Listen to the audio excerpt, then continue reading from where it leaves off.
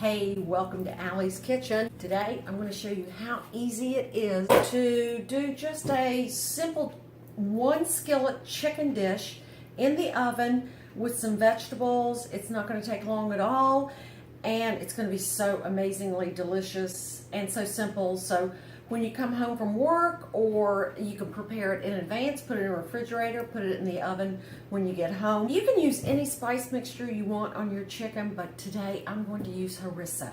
I love Harissa. It's a spicy North African spice mixture, and it's got coriander and cumin, caraway seeds, hot paprika in it, red paprika, garlic, salt, pepper, and sometimes mint and cinnamon. So it's got a lot of different wonderful global flavors. And as I said, it's a North African, Middle Eastern staple. So it's kind of like ketchup to us in America.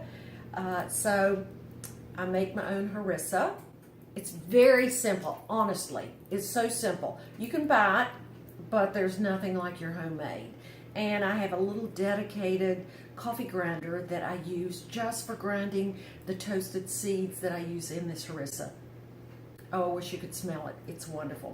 So I've got about 3.5 pounds of chicken. I've got some boneless, skinless chicken breasts, and I've got some chicken thighs, bone in, skin in, and that's because you're going to get so much more flavor from the bone-in, skin-on chicken thighs.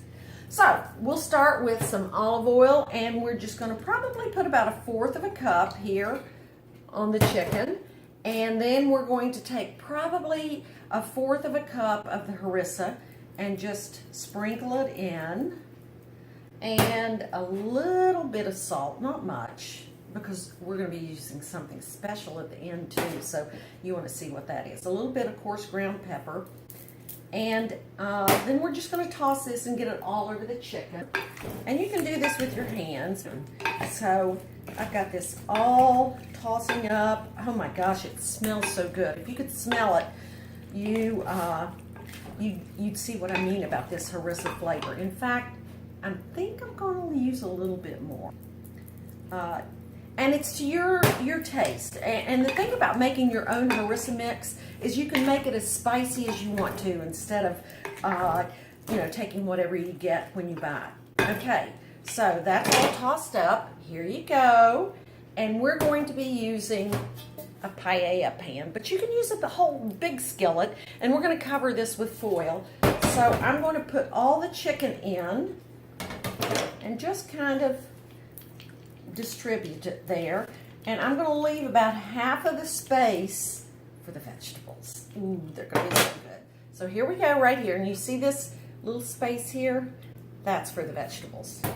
And here are the vegetables, and they're just chopped up roughly. There's nothing complicated about this, and you can use whatever vegetables you want. You don't have to use what I did. I used sweet potatoes, little baby potatoes that I didn't even cut in half. I used little heirloom carrots, onions, peppers. I've got one serrano pepper. I had a zucchini. I'm going to put a zucchini in there, and that's it. So I'm going to put a little olive oil on those and just kind of douse them in it, and some salt and pepper. Nice salt. Salt is if you can have salt, salt brings out the flavor in food. It makes potatoes taste more like potatoes. It makes eggs taste more like eggs. And we're going to toss those. We're going to get 2 clean spoons. I have a huge collection of wooden spoons. And we're just going to toss these and get them all coated in that wonderful olive oil and sea salt and pepper. And there's 2 extra things we're going to put in here, so stay with me. Hang tight.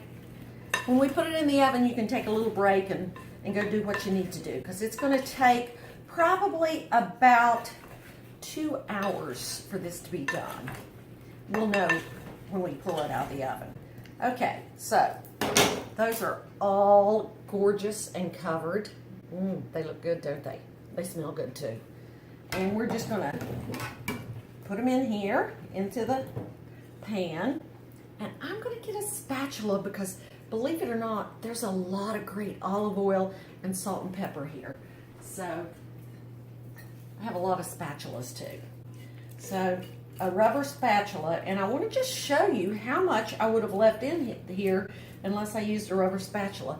There's probably almost a fourth of a cup, maybe a good 2 tablespoons. So I'm going to put that on, and that does that. Now, look what we have so far.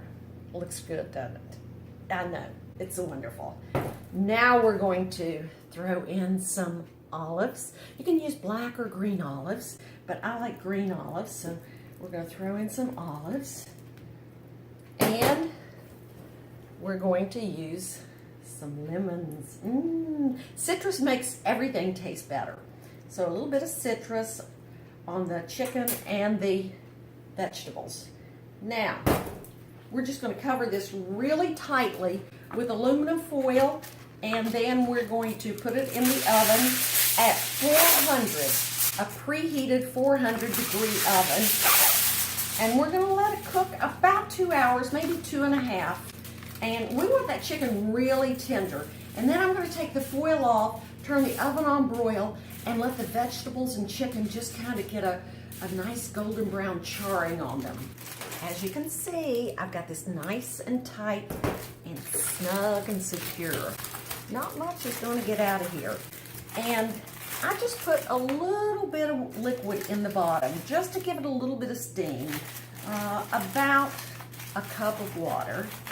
And we're going to put just this lid over it just to anchor it and to even give it more steam power.